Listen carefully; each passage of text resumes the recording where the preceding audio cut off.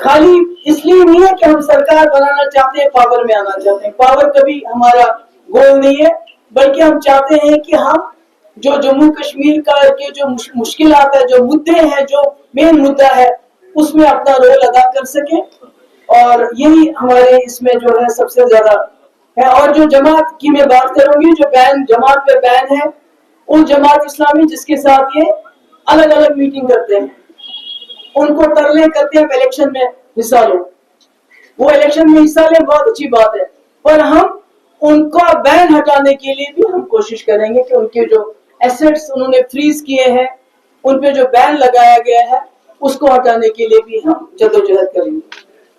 जी ma'am यहाँ से क्योंकि आपने दो चीजों को बड़ी तरजीह दी है, एक है कि आर्टिकल 370-35 स्टेट को कहा कि इससे ज्यादा जो प्रायोरिटी है वो मसला कश्मीर है, कश्मीर इशू है, क्योंकि आप समझते हैं कि जो मसला कश्मीर है जहाँ स्टेट के पास पावर्स नहीं है, चीफ मिनिस्टर के पास पावर्स नहीं है, एक ऐसी सिचुएशन में मसले कश्मीर पे बात करना या इस इशू को एड्रेस बैनुल-अक़वामी स्तर पे करना, इज इट पॉसिबल?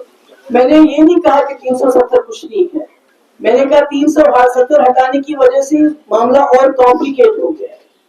370 बहुत इंपॉर्टेंट है, क्योंकि जम्मू कश्मीर का जो मुल्क के साथ इल्हाक हुआ है उसका पुल है 370, और उस पुल को हटाने की वजह से इन्होंने सिचुएशन को और कॉम्प्लिकेट किया है। तो जिस तरह से जब मुफ्ती साहब थे तो मुजफ्फराबाद किसने सोचा था खुल जाएगा, खोल दिया ना। ये जो आज बीजेपी वाले जिन्होंने सेपरेटिस्ट लीडरों को जेल में भर के रखा है, इनके जो सबसे बड़े लीडर थे अटल बिहारी वाजपेयी, एल.के. अडवाणी, उन्होंने यासीन मलिक से बात की, उन्होंने मीरवाइज से बात की, उन्होंने शबीर शाह से बात की। तो आज उन्हीं लीडरों को जेल में डालने से तो मसला हल नहीं होता ना। इंजीनियर रशीद को फिर वोट नहीं मिलते, वो भी तो पहली साइड बोलते हैं। तो मसला तो जिंदा है और हम लोग भी जिंदा है, इसलिए हम जद्दोजहद करेंगे।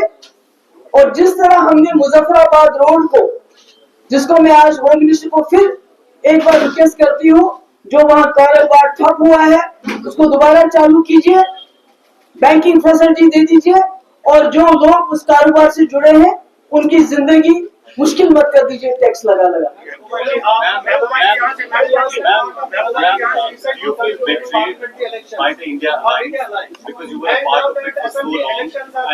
एक ही सवाल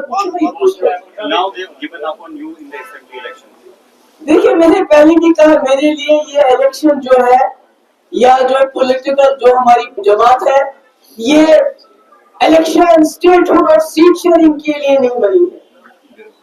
We have a bigger गोल हमारा है, और वो गोल है कि जो जम्मू कश्मीर पिछले 77 साल से इस मुसीबत में है, जिसकी वजह से अगर आप बाहर जाएंगे कोई भी वर्दी वाला आपके कपड़े उतार के आपकी चेकिंग कर सकता है, उस वक्त आपकी डिग्निटी कहाँ रही? हम डिग्निटी के लिए लड़ रहे हैं, हम रेजोल्यूशन के लिए लड़ रहे हैं, और ये कोई मुश्किल बात नहीं है। आपको लगता है जैसे इसने मेरे बच्चे ने कहा कि इतना है असेंबली, बिल्कुल सही है। इन्होंने यहाँ के चीफ मिनिस्टर को म्युनिसिपैलिटी का चीफ मिनिस्टर बनाने की भी इज्जत नहीं रखी, एक म्युनिसिपैलिटी में कन्वर्ट किया सबसे बड़ी पावरफुल असेंबली को। मगर जो ये हमें जगह देंगे हम उसी में लड़ेंगे और लड़के जीत के दिखाएंगे इनसे।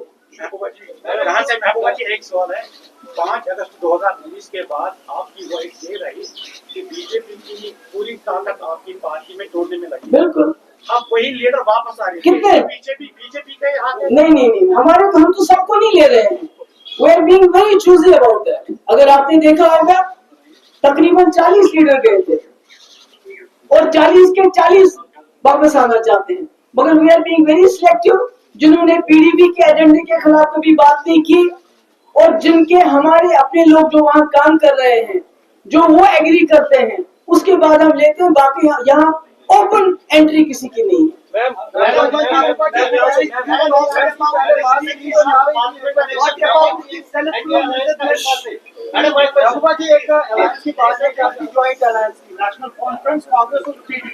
कांग्रेस के लीडरों से जब बात करते हैं तो उनको उतना ज्यादा एतराज नहीं है, लेकिन नेशनल कॉन्फ्रेंस को बिल्कुल खुल के एतराज है, जिसे उमर अब्दुल्ला ने कहा। क्या आपको कांग्रेस ने अप्रोच किया है? देखिए मैं कह रही हूँ, میں کہہ رہی الائنس تو بہت دور کی بات ہے, سیٹ شیئرنگ تو بہت دور کی بات ہے.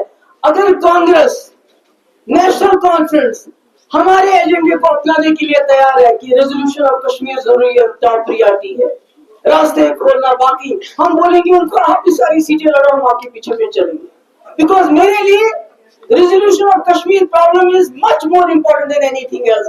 جموں کشمیر کے لوگوں کی عزت نفس جو اس وقت روندا جا رہا ہے وہ زیادہ ضروری ہے. یہ سیٹ مجھے 4 دو آپ 3 دو یہ میرے لیے کوئی معنی نہیں رکھتی ہے, کیونکہ نیشنل, دیکھیے ایک بات میں بتانا چاہتی ہوں, جب ایک منٹ پلیز, جب ہم نے نیشنل کانگریس کے ساتھ الائنس کیا ہمارا ایجنڈا تھا, جب ہم نے بی جے پی سرکار کے ساتھ الائنس کیا ہمارا ایجنڈا تھا جس کے اوپر نے ایگری کیا. جو نیشنل کانفرنس اور کانگریس کی الائنس ہے ان کے تو ایجنڈے پہ الائنس نہیں ہو رہا ہے, الائنس سیٹ شیئرنگ پہ ہو رہا ہے. تو ہم تو ایسی کسی الائنس کی تو بات کریں گے نہیں جس میں سیٹ شیئرنگ کی خالی بات ہو.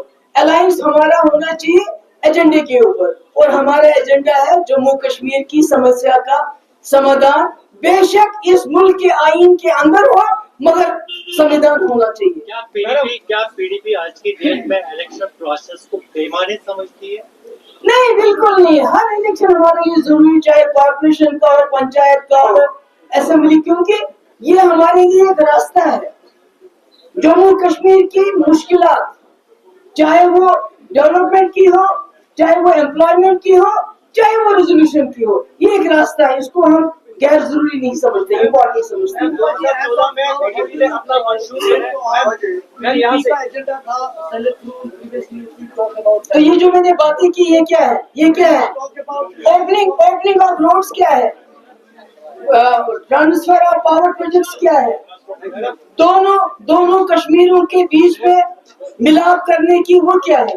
تو سبھی کچھ تو میں بول رہی ہوں, پرانے راستے جو کھلتے ہیں سینٹرل اور ساؤتھ ایشیا میں وہ کیا ہے, سب کچھ تو وہی ہے. 2014 میں آپ نے ایسے ہی جو ہے مینیفیسٹو یہاں پہ جو ہے ریلیز کیا تھا, اس کے بعد ہم نے دیکھا کہ بی جے پی کے ساتھ ایجنڈا آف الائنس کیا گیا. کیا اس بار مینیفیسٹو ریلیز ہوا ہے, کیا ہم پوسٹ پون ایسے کوئی agenda of alliance B J P کے ساتھ آپ کا؟ نہیں, ایسا کچھ نہیں, ایسا کچھ نہیں ہے, کیونکہ ہم نے بی جے پی سرکار کے ساتھ ہاتھ ملائے تھے, بی جے پی جماعت کے ساتھ نہیں, اور ان کو یہ شرط تھی کہ آپ 370 کے ساتھ نہیں چھیڑیں گے, اور جب تک سرکار رہی انہوں نے نہیں چھیڑا. آج جو کہ انہوں نے 370 کو ختم کیا اس لیے الائنس کس چیز کو بچانے کے لیے کریں گے, تب تو ہم نے بچانے کے لیے کری تھی. تو ایسا کوئی سوال پیدا نہیں.